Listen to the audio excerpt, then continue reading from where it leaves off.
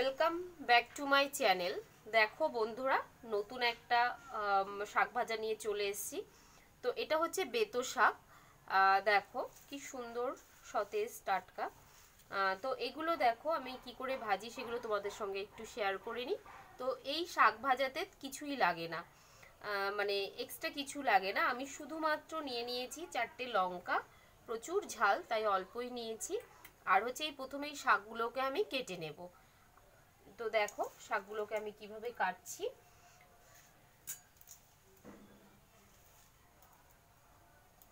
এই শাকগুলো শুধু আমি তেলেতে ভাজবো, অন্য কোনো ফোড়ন দেব না, কারণ এর যে একটা সুন্দর গন্ধ আছে সেই গন্ধটা না হলে পাওয়া যাবে না।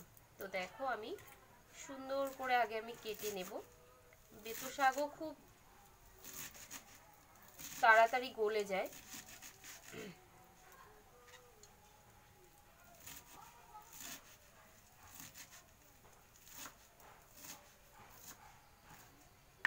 প্রথমে শাকগুলোকে আমি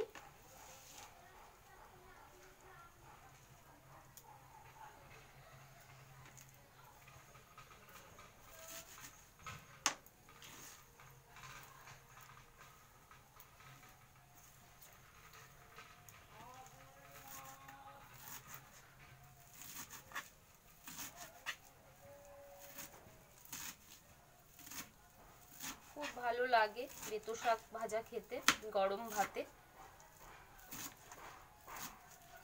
দেখো খুব ইজিলি হয়ে যায় এটা অল্প সময়।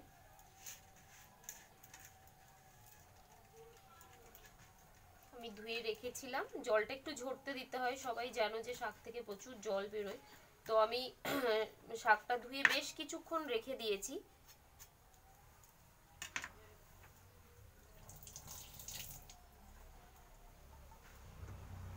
দেখো তেলটা দিয়ে দিচ্ছি।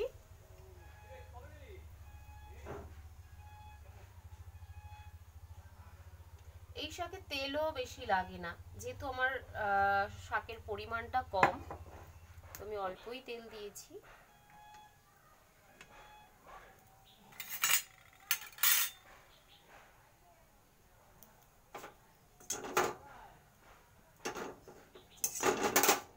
দেখো আমি শাকগুলোকে দিয়ে দিলাম, সঙ্গে যে লঙ্কাগুলো ছিল লঙ্কাগুলো দিয়ে দিলাম।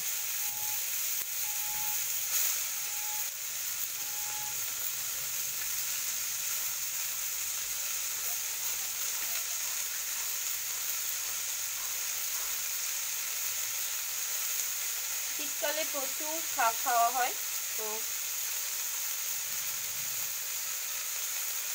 যারা শাক খাও না তাদেরকে বলবো যে শাকটা অবশ্যই খেয়েও, আমাদের শরীরে দরকার আছে। তো দেখো পরিমাণ মতন লবণ,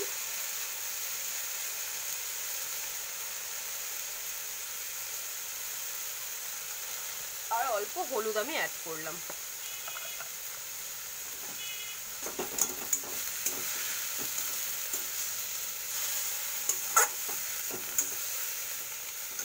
স্টিমটা কমিয়ে দিলাম, দেখবে জলটা ছাড়তে শুরু করবে, সেই জলেই আমার শাক সিদ্ধ হয়ে যাবে।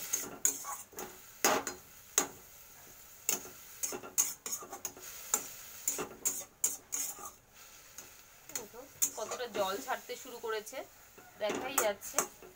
এবার আমি কিছুক্ষণ এটা ঢেকে দেব। দেখো কিছুক্ষণের জন্য আমি এটাকে ঢেকে রাখবো, কিছুক্ষণ পর আমি ফিরে আসছি।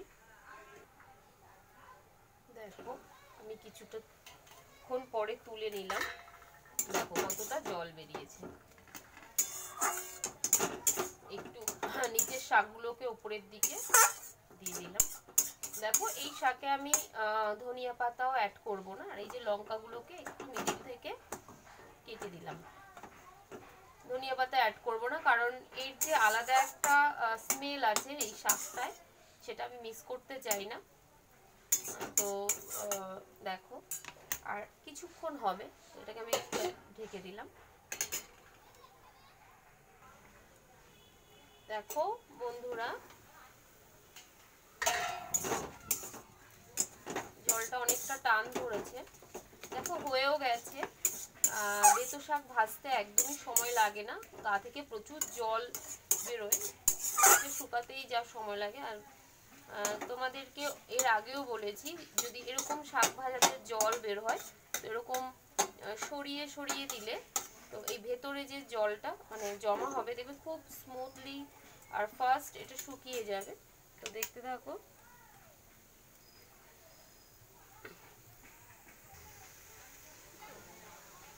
তো দেখো এই যে জলটা পুরো টেনে গেছে। এবার আমি এটাকে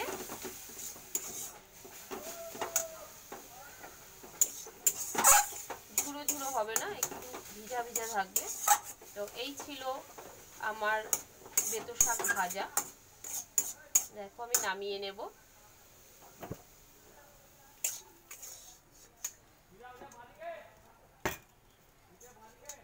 তো এই শাকগুলো অনেকটা দেখতে লাগে, কিন্তু ভাজার পরে একদম অল্প হয়ে যায়।